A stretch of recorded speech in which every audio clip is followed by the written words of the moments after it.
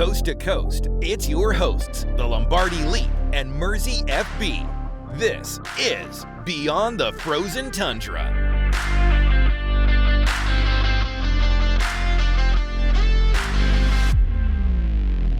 Hey everybody, welcome to the show. I am Lombardi Leap. I'm here with Mersey FB, and let's talk about some Packers football. Specifically, I know we don't want to talk about the Jets game, but we're going to have to talk about the Jets game. Starting with the preseason, unfortunately. it leaves a sour taste in your mouth, but it's what preseason games are for, I think. And it's good to get the demons out early, like we did in the Jets, and I'd say the first half of the Colts game too.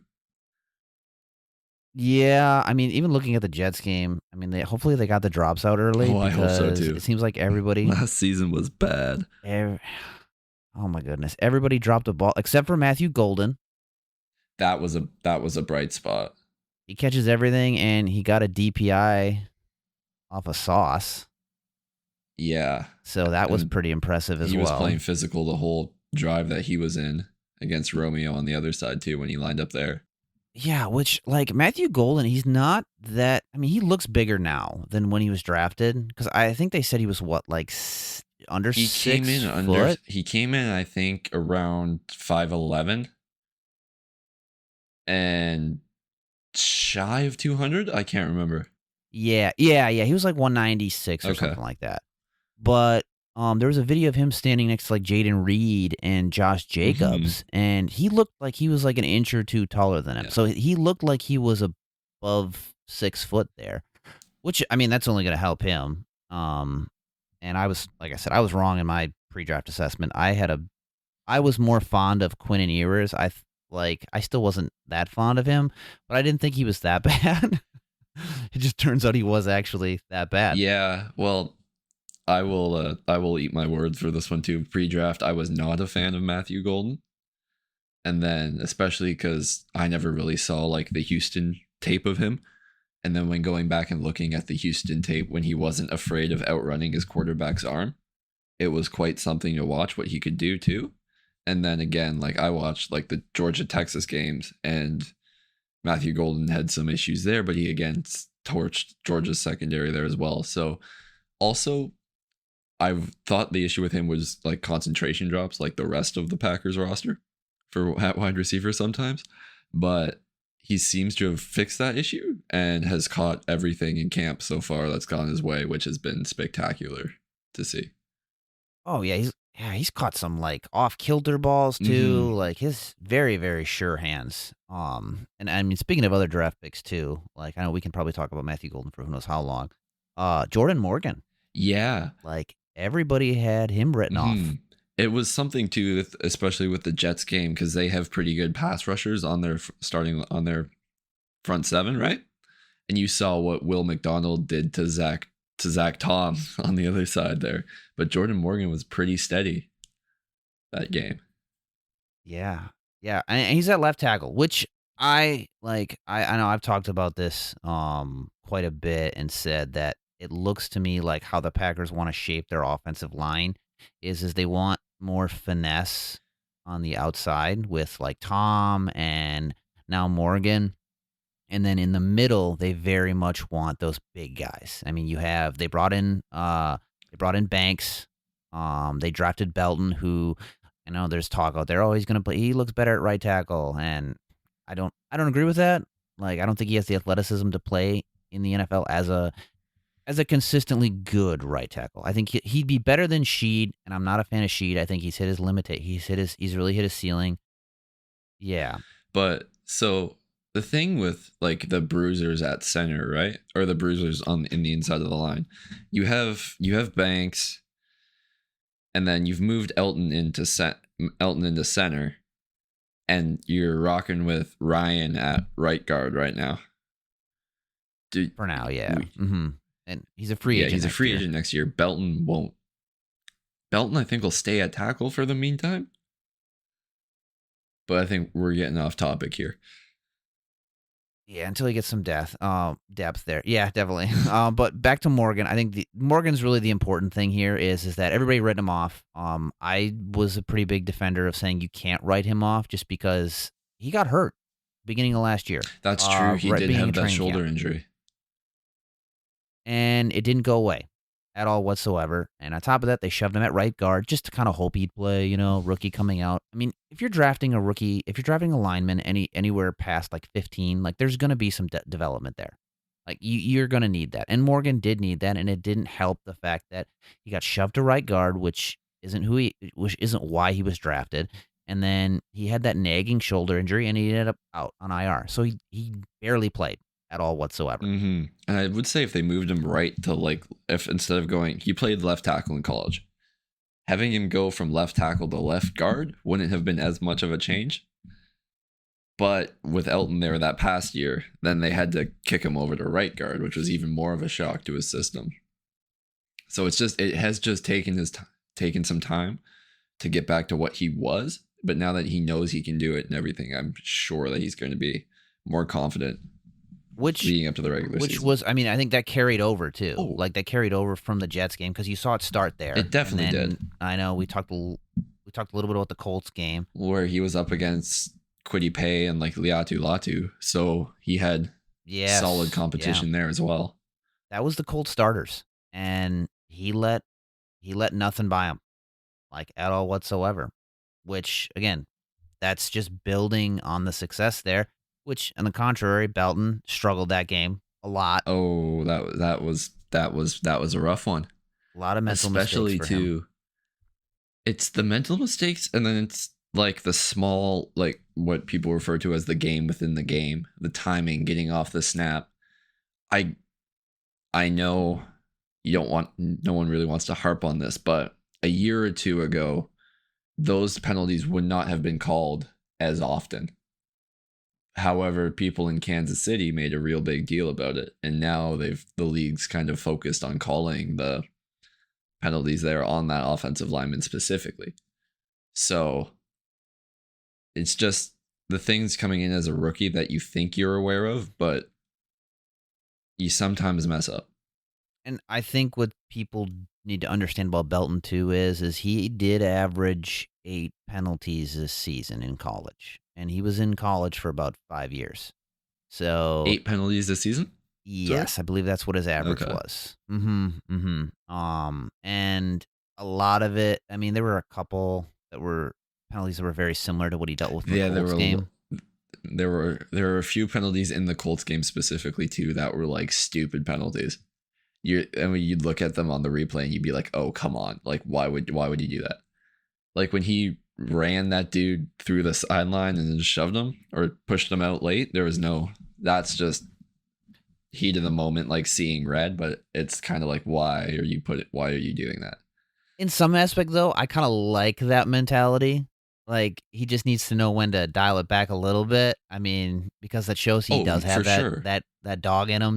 He's like, I'm gonna push this guy to the ends of the earth, which is awesome, kind of a thing. Yeah, you would rather have an offensive lineman be too fierce and have to coach the fire out of him, rather than having someone who's like too scared, which is part of the good road grader mentality that he's got.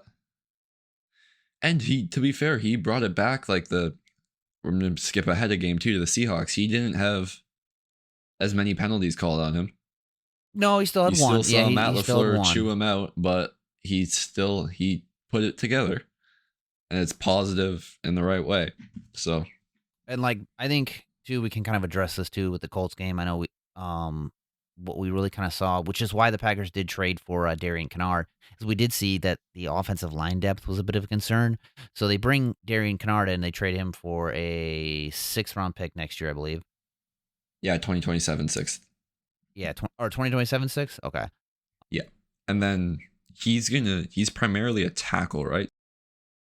No, he's a interior line. Well, he can play tackle, but he's predominantly a backup guard. Like realistically, so that's where he fits. I've seen like discussion that he's going to be the swing tackle / backup, like interior lineman. Yeah, his physique gives me more, from my understanding of it. He's interior offensive. He's going to play more interior than exterior, but he can play exterior if you need him to. He can play tackle if you want him to. Okay. So they obviously got him because the struggle's there, which is good. They needed to do that. Kadeem Telford forgot how to play football, unfortunately, which is Unfortunately, which crazy. sucks for the third year project. He's him and who's the person we put on IR? Jacob Glover? Monk. Travis Glover. Oh yeah, Travis Glover. Yeah, Season-ending Travis IR. Glover. Yeah, they were Mhm. both on the roster to be that swing tackle. And you usually see them give guys 3 years to become that, like what they did with like Yosh and everything before Travis Glover. So as soon as that kind of up, then they're kind of done with the team, which sucks, which prompted the Darian Kennard trade. Yeah, I was And shocked at just how bad he'd gotten. Like I made the yeah, joke that I'm pretty sure the he's such a Monstars sucked large his tackle talent. too. He is. Yeah, Very, and it would have been cool, but the sorry, dude. Monstars. I know that's what I'm That's like. funny. Monsters must have taken his talent because that's the only logical explanation there. hmm Speaking of depth, we should have a discussion about the corner depth across the whole preseason. Do we have to? No. Would be a good.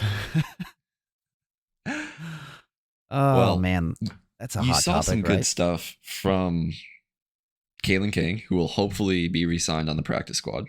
Yeah, I didn't hate what I saw out of Haddon, with the exception of the Colts game. really? I thought he had his moments. I do like me a lanky, fast corner though. So Yeah, I do too. I do I have my too. preferences.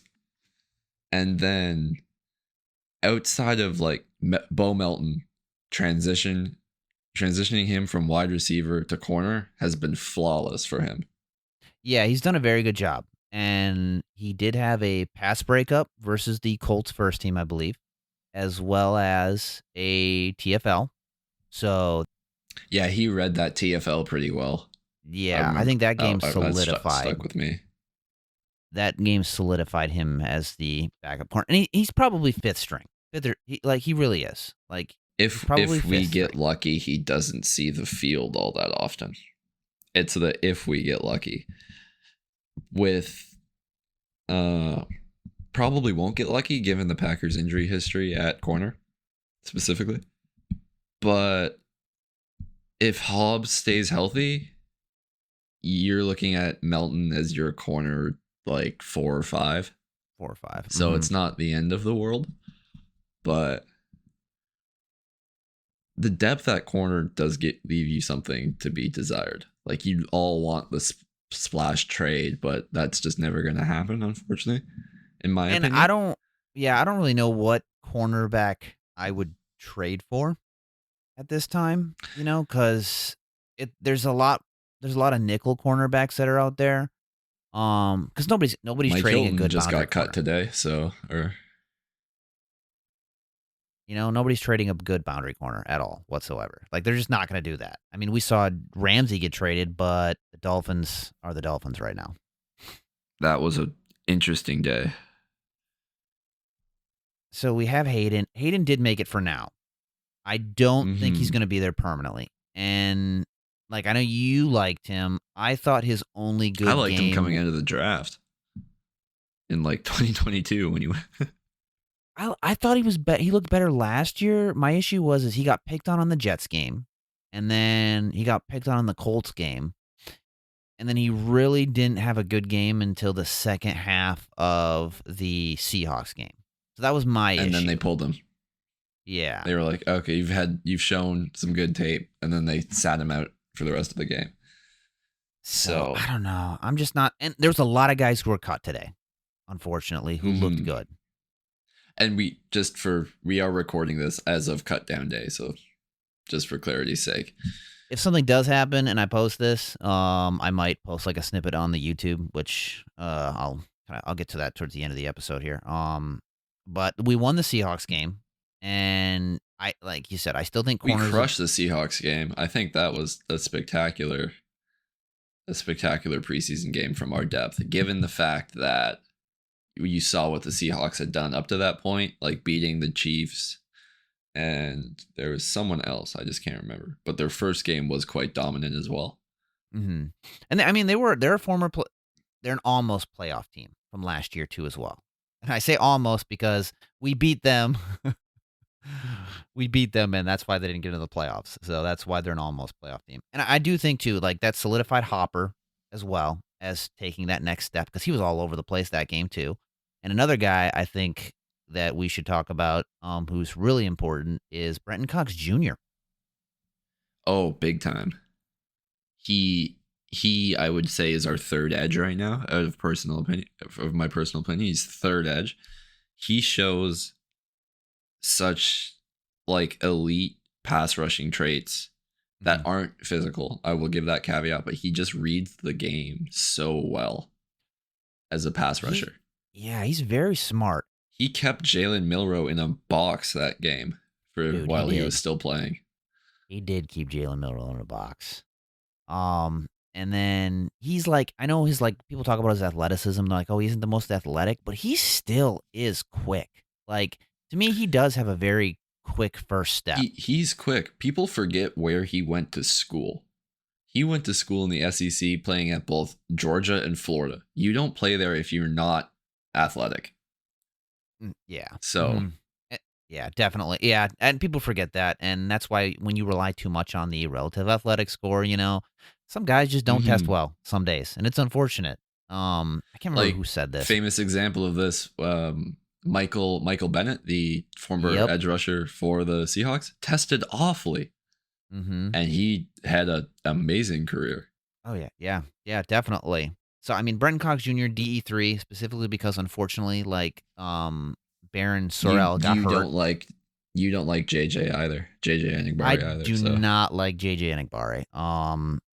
He's shown some things in the preseason, but yeah, I don't know. I know he was like the highest graded for PFF, and I take that with a grain of salt. I mean, he doesn't really have a pass rush move. His best characteristic is that he can defend the run. That he's a plus run defender, and I think he learned it from the school of Rashawn Gary over the past 2 years. Yeah, and that's the problem. Is like that's the problem. Like it's nice that we don't have to worry about getting gashed by the run game for the first time in a decade, but I would like to get to the quarterback more. Yeah, it's true. That's just me. And then I do agree with you though. He is. I think Cox should be DE3, 100%. And then, so what we learned from the preseason kind of moves towards what we got with the 53 roster and some of the questions towards that as well. Yeah. Oh, yeah, definitely. I mean, that Jordan Love's QB1. Like, no surprise there. Malik Willis, QB2. Do we want to run through the roster top to bottom real quick? Just I'll do that. So your quarterbacks, they kept 2 quarterbacks, Jordan Love, Malik Willis. Running backs, they kept 3. Marshawn Lloyd got stuck on IR, but he'll be back in 4 weeks. So you have Josh Jacobs, Chris Brooks as running back 2, and Emmanuel Wilson as RB3. They did keep 6 wide receivers: Romeo Dobbs, Jaden Reed, Matthew Golden, Dontavian Wicks, Malik Heath, and Savion Williams. Christian Watson went to the PUP, and they did release Hardman as well. So I know he was a free agent pickup. What did surprise me is they kept, I guess, hindsight 2020, I should have guessed that they would have kept 4 tight ends, but they did keep 4 tight ends: Tucker Kraft, Luke Musgrave, Ben Sims, and John Fitzpatrick. O-line, they kept 9: Rasheed Walker, Jordan Morgan, Aaron Banks, Elton Jenkins, Sean Ryan, Zach Tom, Anthony Belton, Darian Kennard, and Donovan Jettings. And then for the defensive ends, we have Rashawn Gary, Lucas Van Ness, Kinsley Enigbari, Brenton Cox Jr., Baron Sorrell. For defensive tackles, they kept 6: Kenny Clark, Devontae Wyatt, Carl Brooks, Colby Wooden, Warren Brinson, Nazir Stackhouse. Only kept 4 linebackers in Quay Walker, Edrin Cooper, Isaiah McDuffie, Tyron Hopper. And then cornerbacks 6: Keyshawn Nixon, Nate Hobbs, Carrington Valentine, Bo Melton, Kamal Hayden, and Micah Robinson. 5 safeties: Xavier McKinney, Evan Williams, Javon Bullard, Zane Anderson, Kitten Olandapo. And then for special teams, obviously Brandon McManus. It's great not having to worry about a kicker anymore. Daniel Whelan, literally the punt goat. And Matt Orzek, who just got his contract extension today, 3-year deal. Congratulations to him. Yeah, and so going over that, there are some things. Quarterbacks, no surprises. Running back, I would say keeping or having Chris, I'd say Chris Brooks is more of like the third down back in this offense. Chris Brooks is the ideal Matt LaFleur short yardage back. Like that's just who he is. He's great at pass pro, good receiving back, and he will get you 3 yards no matter what. 100%. And that kind of makes, unfortunately, it does make Wilson a little bit expendable here with Lloyd going on IR, and coming back. God forbid Jacobs gets hurt. Wilson could handle the load. That's the thing. That's why they kept him. Yeah. And it is going to be interesting to see what happens in 4 weeks, because we know that Lloyd has unfortunately had his injury history, but he is a different kind of back as well. He's more of like the Chris Brooks vein of like of receiving back but I don't trust him in pass protection. Yeah, no. I mean, he made a heck of a catch against was it the Colts? Yeah, because that's where we gotten hurt again. Yeah, I think he pulled a hammy there during that catch, and then also got like laid out, and so he could have had a minor concussion after that one. And then good catch. Moving on to wide receiver, the top 5 aren't surprising to me at all, because I've always been a big believer in Malik Heath. I wouldn't be shocked if Savion Williams goes on IR after we've signed people to the practice squad, and you get someone like, I would say probably Will Shepard's the leader Julian Hicks is the leader in the clubhouse of the wide receivers that we released to come back to the practice squad, hopefully. I wouldn't be shocked if he gets brought up a couple games while Savion's still getting over whatever injuries have lingered through training camp for him. Yeah, I never thought about Savion going on IR. That's a good point. And for tight end, I was shocked by the 4 tight end caps. I was under the impression that Ben Sims' time with the team was over. I'm not sure if you would agree on that, but I think that keeping Ben Sims, you'll see him more in primarily run situations where they're operating out of 12 personnel, or they want to just stack the line on one side. So, yeah, I thought they were only going to keep 3 tight ends, and I'll go back to wide receiver here in just a minute, but I think the tight end thing is I think what kind of gave that away recently was thinking about what Matt LaFleur said they want to do more 2 tight end sets recently, and that's true. Luke Musgrave has had some injury history as well, so they why don't we keep some insurance? They'll keep the insurance for him if he goes down too. And Tucker Kraft, tight end 1. Easily. By a mile. Kraft mac and cheese. Oh, that was such a great advertising deal. I'm so happy for him for that. Yeah, 100%. So happy for him. And I just thought that like John Fitzpatrick was a better tight end. Like he's better at playing tight end than Ben Sims, like especially with the blocking. And they could have kept 4 tight ends too for special teams bodies, but like you saw in the Seahawks game how Sims whiffed on a tackle and just got hurdled. So unfortunately, yeah. So that's when I thought he was done. Was when I saw that. I'm like, they're only gonna keep 3, and it's Fitzpatrick there. And then wide receiver, the Savion thing. I didn't even think about him going on IR. Because that's kind of a murky situation with his injuries. I know it's a lot of soft tissue injuries. I didn't even think about that. I thought it was a concussion early. I was under the impression it was a concussion for a good while, and then I heard the soft tissue thing. Yeah, he did get a concussion once, but I thought he was cleared like a day later or 2 days later or something like that. Obviously, like Dubs is the de facto wide receiver 1 on paper. I have one other wide receiver point, if I may, super quickly. Savion Williams, if healthy, is your kick and punt returner. I hope you're right. That's what you would do for kick or punt returner. Or you really like your chances with Emmanuel Wilson back there. That's what comes to my head for solving that problem. They've done it before when it was Keyshawn Nixon back there with Emmanuel Wilson to like his right. Oh, yeah. That's it. So, man, I forgot about that. I guess. Yeah, I didn't even think about that. Ugh. I don't know how I feel about that. Savion, I hope you get better soon. I do hope he gets better. Or hopefully they find somebody off the waiver wire when they do put him on IR. Yeah. And then moving to offensive line. Nothing surprising that we haven't really talked about already. The only thing that kind of surprised me for the offensive line was, what's his name? Donovan Jennings. Donovan Jennings, Yes. I did not think played well. I think the only reason he made the roster was because Monk went on IR. He's on IR DFR, so Monk will be back in 4 weeks, which he should take Jennings' I think Jennings got better as the preseason went on, but like the Colts game was rough. The Colts game was brutal for him. Yeah. And I can't remember where he was lined up. I thought he was lined up at both left and right guard throughout that game. One game he played, I thought he played center in one game too as well. For a little bit. And then it was disaster. Yeah, he does not had a good couple of preseason games, but he made the roster. I mean, congrats to him for making the roster. Yeah, exactly. Congrats. It is an accomplishment for all of these people to make the roster. I mean, it's the NFL. It's the best of the best, and they're Packers, so I'm going to cheer for him. Like, I'm glad he made it. I do hope Monk gets better. I'm a big believer in Monk. Monk had a bad offseason. I am too. I think he's a little undersized for center, which kind of concerns me, but yeah, I think he's definitely more of a pure center. I think he's only like 6'2", 6'3". But I guess we'll have to wait and see. He gets one more year. I think he gets one more year to put his stuff together, and we'll see how it goes there. But generally, like, we know what the Packers do. They like their flexibility. They have that now. They love cross-training dudes across the offensive line.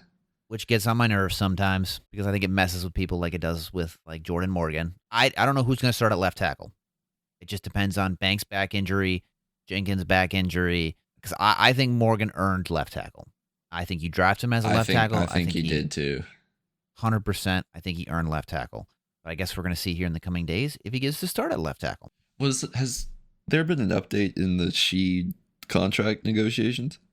The guy who posted that, I think he confused it with Quay and Tom. Oh. That's what I think. I think he heard offensive line. They're working on contracts with Walker. Offensive line, and then they heard Walker in the same sentence. Yeah. Okay, that makes more sense. So I think the contract for the Walker, they meant Quay, and the offensive lineman, they meant Tom. And obviously we got Tom's contract locked away, and we're still kind of waiting to see for the Quay Walker and see what's going on there. They just didn't want to pay Quay Walker $15 million, which I understand for his 5th year. Makes complete sense. That's true. So let's look at the defensive line. Yeah, defensive line. Gary Van Ness, those are your headliners. We talked about, we talked. Showdown in camp, LVN, with the exception of getting bulldozed by the Seahawks tight end in that one clip. The Seahawks were rookie with that exception, he is shown. Oh, was it Arroyo? Yes, it was the rookie tight end. Unfortunately. Okay. So it was, aside from being bulldozed by Elijah Arroyo in one clip, had an astounding camp going against LVN and Jordan Morgan. So take with that what you will. We'll see what happens in week 1. I will say another surprise IR guy, even though I know he himself said he's getting close to returning. If they do decide to sit Baron Sorrell down on IR for a bit, I would assume you bring back Aaron Mosby. That would make sense because you don't want to go in with only 4. That's about it. No. But, I mean, like you said, you did point out, too, that he himself did say he's closer than 4 weeks. 3rd highest graded defender or edge defender from PFF, if I remember correctly. I think only Elijah Roberts, and I can't remember who was ahead of him. It was Elijah Roberts and somebody else, and then Baron Sorrell. In the Jets game, the one full game, there's something there with Baron. I was a big fan of Baron Sorrell coming out of Texas. I didn't look at him. The hype that he I didn't think he got the hype that he deserved coming out of Texas, which is fair when you're playing on the Texas defensive line. Mm-hmm. It's the same thing like with Georgia, how there's just dudes all the time, and so people get lost in it. So how do you think? I heard this for Sorrell. So for Sorrell, somebody said I wouldn't be surprised if he had Josh Sweat's career. What do you think about that comparison? Like Josh Sweat hasn't been awful at any point in his career. He did just get paid again. Yeah, he got paid. He got paid by the Cardinals. He got paid a pretty penny by the Cardinals. Yeah. Oh, sorry, it's Bryce Huff I'm thinking of, who isn't rostered. Yeah, you're thinking of Bryce Huff. I just assumed. Yeah, I was like, oh, Josh Sweat, Eagles. I didn't think he was on a roster. Josh Sweat is in fact on a roster. My bad. If you get Josh Sweat's career out of Baron Sorrell for being drafted in the 4th round, that's great. That is definitely a plus. I can't remember when Joshua was drafted either. Was he? I think he was a third. So yeah, that'd be on the money then for Sorrell. My lack of ball knowledge could show me there. My point was, I think what we're starting to see with the Packers along their defensive line, especially with keeping 6 defensive tackles, you see a lot of college programs do this, is where they basically hockey line change out their defensive line per snap sometimes, right? Tennessee does it a lot. Georgia will do it a lot situationally. They'll just get new dudes in at every snap. And that, I think, is what might they be trying to do with Halfley to keep like wrinkles in and keep schemes or people fresh, different packages and plays. I'm wondering if we're moving towards that too, because when you see like the defensive tackles that we've kept, like the 6 of them, you see distinct pairs, right? It's Kenny and Devontae will be on the line together. Colby Wooden and Carl Brooks will always be paired together. Warren and Nazir will always be paired together, with the exception of like distinct rundowns when you can see maybe like Nazir gets up with Kenny and the more like run defense focused tackles there, right? That's a great You see point. my point? I didn't even think about that. Yeah, that's a really, really good way to look at it. And like, I'm just kind of looking at how the pairings are going to. Like, Devontae Wyatt is more of a pass rushing DT. Defensive ends too, you can do that too, like LVN and Gary, or probably not LVN and Gary because they're both really like pass rush or power rushers, right? Yeah. So I'm thinking maybe like LVN and Brenton Cox, and then LVN and or like Rashawn and Barron, like these guys are paired together. Yeah, I don't know if they'll do that much on the defensive end, though. The only reason Maybe I not say that defensive end, but like D tackle for sure. D-tackle, You'll see like yeah, you see for the sure. pairings and then you swap them out. Because Kenny's a great run defender. Devontae Wyatt, great pass rusher. Leaves something to be desired as a run defender. Did get better. Yeah. Carl Brooks, undersized, so that kind of limits him in run defense. You have Colby these Wooden things bulked up. where Colby Wooden did bulk up, much And to they our cross chagrin. trained him at nose tackle. And I'm not a Colby Wooden fan. Also, I will say that. I'm not a Colby Wooden fan. I was gonna be I'm mad not if he a made the huge roster fan of over. his. Yeah, I was gonna be mad if he made the roster over Brinson and Stackhouse. Stackhouse, but keeping both of them is fine. Yes. So yeah. that's And that was like my defensive tackle tangent there. that's a really good point. Like, just kind of thinking about that. Like, they're definitely hockey lining. At least that's what it looks like right now. Is they got you got your 2 starters. One's good at run defense. One's good at pass rush. Colby Wooden. Yeah. One's good at run defense, or he's supposed to be because he got cross trained there. One's good at pass Well, he rush. hasn't been like a liability. Like you saw him in the Colts game and everything. He did a pretty good job. My issue with Colby Wooden is he seems to, which you do need guys like this, is that it just seems like he capitalized more off of other people's successes. That's true. Like that play that they credit Colby Wooden with for the stop, like right at the line of scrimmage, like Nazir Stackhouse got there first. Yeah. And the replay, and then Colby just kind of cleaned up the play along with Christian Welch in that game. But I think he is like genuinely like a great guy and good for the locker room, Colby Wooden. And he has been cross trained and he's been in the scheme now for a while, so he knows what's what, and can help kind of teach the other dudes around him. Yeah. So he'll up there. And yeah, I know they kept 6 defensive tackles, and then where they skimped out on, they only kept 4 linebackers right now. So you have Quay. We knew he was starter. Wouldn't be shocked if they got a waiver wire addition. Yeah, I'd be interested to see what goes on there. Because everybody's But pretty Tyron standard. Hopper showed that he can play if Yes, needed. he does. Yes. So absolutely. that's good. Cooper, I expect Cooper to take a second-year leap and get even better. That's what I think. I think the person who's going to benefit most from entering this Cooper is Quay. is Quay Walker, 100%.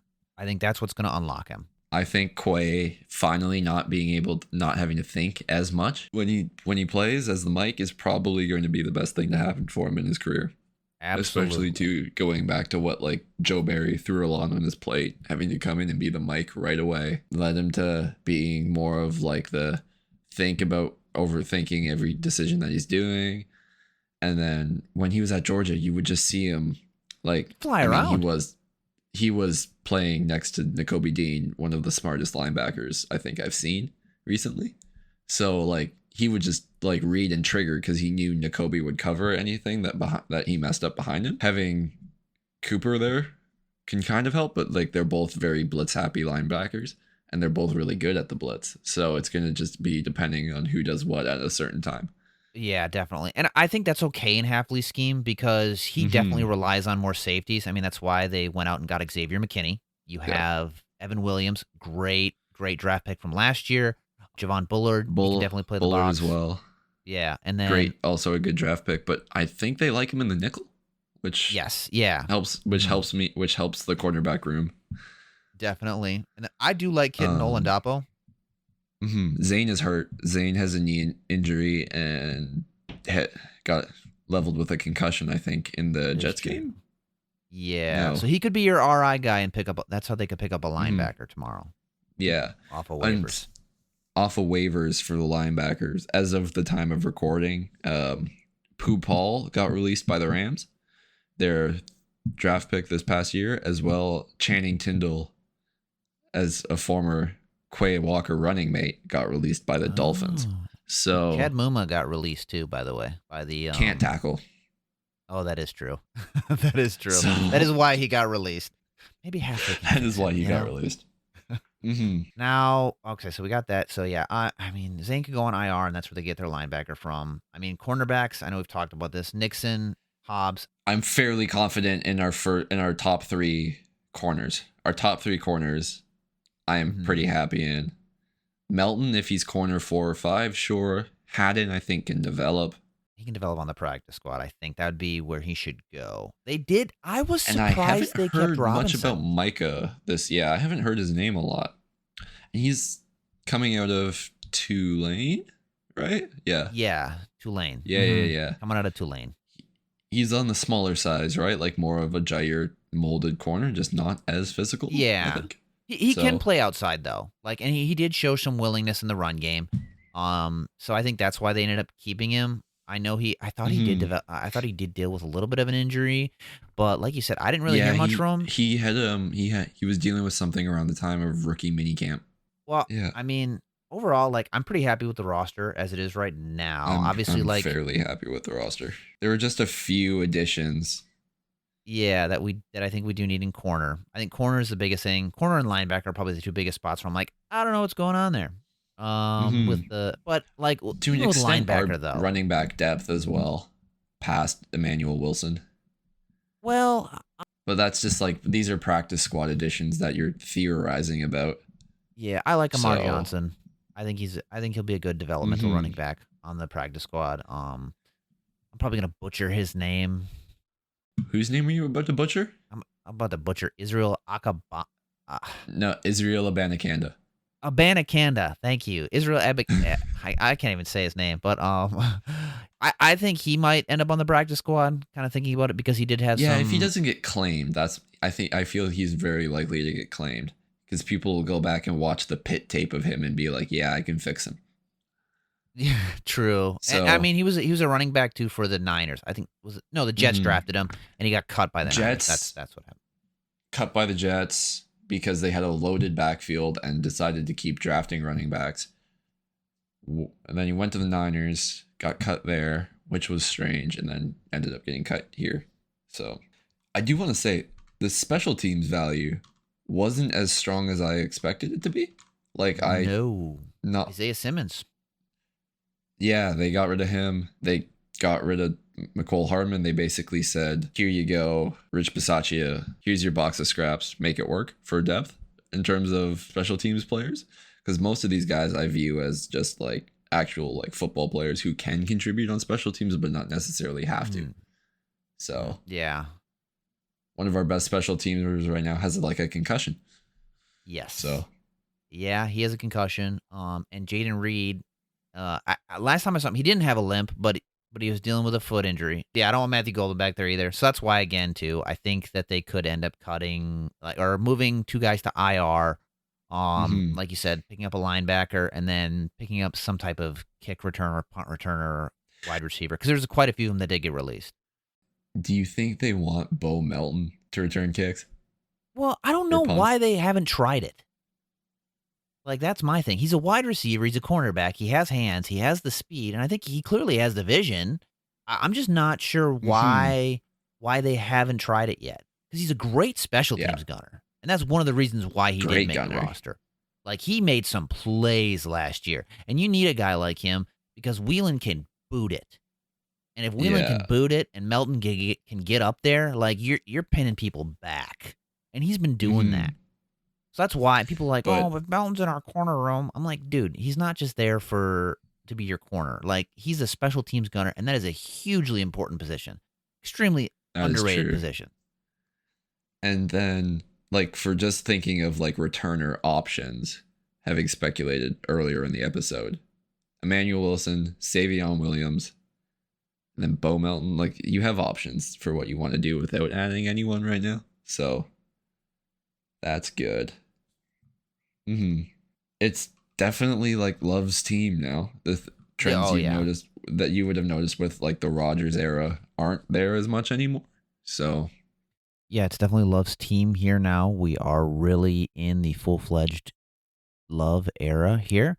So excited for that. Excited for week 1 versus Detroit, which we'll do a breakdown next episode. If you haven't yet, you can follow us on X at Packers BTFT Show. And as well as you can find us on YouTube at Beyond the Frozen Tundra. Thanks again, and until next time.